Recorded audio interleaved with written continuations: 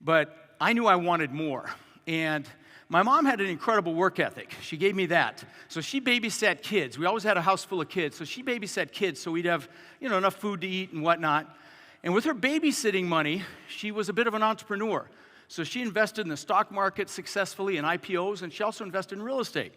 Well, the first real estate acquisition was the house directly across the street from us. She bought it when I was about 14 for about 30 grand. Then when I was 17, she told me she'd made $20,000 in her sleep. I'm like, what? You made 20 grand? You didn't do anything? By the way, this is when 20 grand was a lot of money, okay? I'm like, screw college. I'm getting into real estate. I decided to get into real estate. I actually got my real estate broker's license right when I turned 18. I could have my own office. I was smart enough to go work for a broker, and, they got smart now. You have to have some experience before you can be a broker, but, I was going to be rich in real estate. Well, my first year in real estate, I made about 8 grand. My second year, maybe 10 grand. But my third year, I made over $100,000, which back in 1980 was some serious money. So what happened between year 2 and year 3 that caused me to 10x my income? Well, what happened was I met a guy, I was dating his daughter actually, and he taught me about the importance, it was the broker actually I was working for, he taught me about the importance of mindset and psychology, how 80 to 90% of your success in anything is just that, your mindset and your psychology. Only 10 to 20% is the stuff we're going to cover this weekend. And, he had a lot of money, and I got to hang out at their amazing house. They had everything. They had a pool, which I'd never seen before. They had a 3-car garage, which I'm like, holy cow, I've never seen that before. He had Corvettes. He had a Lincoln Continental. So what happened between year 2 and year 3 was mindset. His name was Gino, and he taught me that mindset, like I say, mindset and psychology is the bulk of your success in anything. And being around that lifestyle, I knew I wanted that. So what did I do? I became obsessed. I wanted to live like that. So I made a decision, and I raised my standards.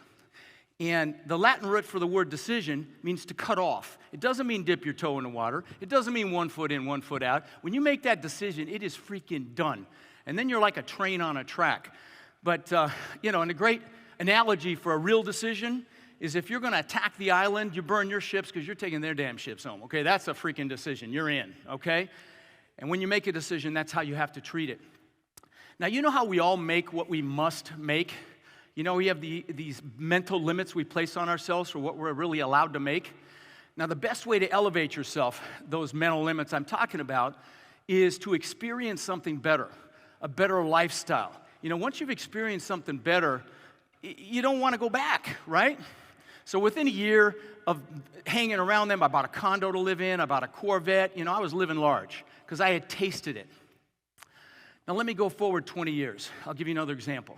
I always wanted a house on the beach, okay? And there's no beach in Denver, but I dreamt about it for 20 years, and I thought about the palm trees, and I visualized it, and the surf, and the sand, and the waves. And so I rented a buddy's house in Sarasota that was on a canal. And that's the first time I'd seen that, too. You could take a boat right out of your backyard into the ocean. I didn't even know that existed. And I told him, this is great, but I've always wanted to live on the beach. And he said, you need to go check out Casey Key, which is in Sarasota. It's this long, narrow island, and people own a whole slice through the island, okay? They have the beach on one side. They have their boat lifts on the backside. And so, again, I raised my standards. I knew what I wanted, and I went for it. And I built this incredible mansion on the beach. It's $8 million at the time. It's probably worth $25 million now. I mean, it was Gulf to Bay, like that's what they call it. Had an elevator, had a wine cellar. There was this giant waterfall from the second floor balcony into the pool. You actually had to walk through the waterfall to get to the pool. Pool was in magazines. And 80 feet of glass that was 10 feet high that was all butt together on the bay. I'll end it with this. I built aquariums around the staircase that cost me almost 200 grand. So this gives you an idea of the house. So, and I had the 2 Mercedes, I had the Maserati, I had the boats, the jet skis, all the stuff, right? I was totally focused on success. See, I had to prove to the world I was good enough. All that stuff that happened with the bullies and stuff, I didn't feel like I was good enough, but I had to prove it.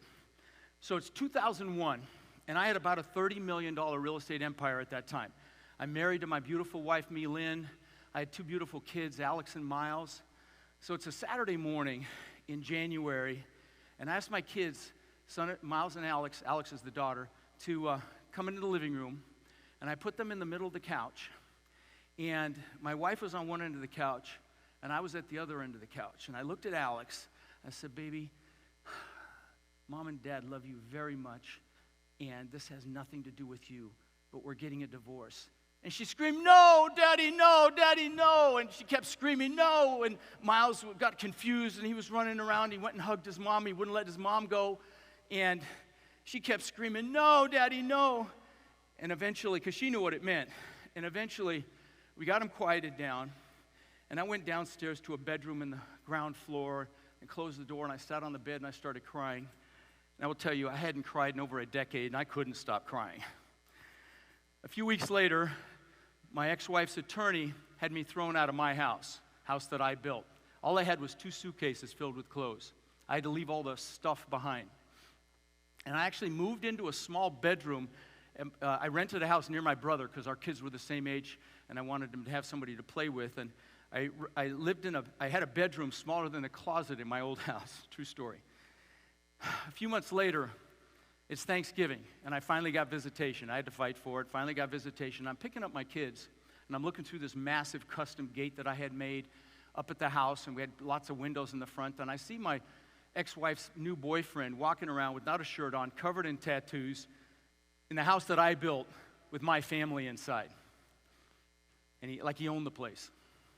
Now listen, I have nothing against tattoos, but that was my freaking house. And again, that I built, and that was my family inside. So fast forward to 2006, I'd continued to work my ass off, okay? And my net worth went up $17 million in 2006. And you might say, wow. And I said, wow. And by the way, that's $8,173 an hour on a 40-hour work week, just in case you want to check, which of course I did. And I got a head so big I could barely fit it through a freaking door. I thought I was a real estate god. You know when that happens, God of the universe will give you a nice little smackdown. Well, that was 2008. My world stopped in 2008. I'm the guy that bought foreclosures, and I'm in foreclosures on hundreds of properties. And I lost everything, and I mean everything. In fact, the kind of final episode in that losing everything was I was in my rental house, and I look out the window, and my Mercedes is being towed off, okay? And all the stuff was gone. And honestly, this is a true story, I started laughing. You know how sometimes your worst moment can be your best moment when you look back on it? Can you resonate with that? You know, what doesn't kill us makes us stronger, right? A decade later, I'm back, okay? I was back. I had all the stuff back. Thank you. You know, I got it all back. I'll tell you how a little later. Back to financial success. I've got this beautiful compound on the water now. I've got 6 buildings, big, giant main house. I've got a 2-bedroom guest house on the water. I've got a media building, we call it, with a theater room. Upstairs, we built a video studio because I had to go virtual with COVID. And a huge, kick-ass exercise facility. You know, and I've got all the cars and the boats and all the stuff back, jet skis, you name it. I've got it all back.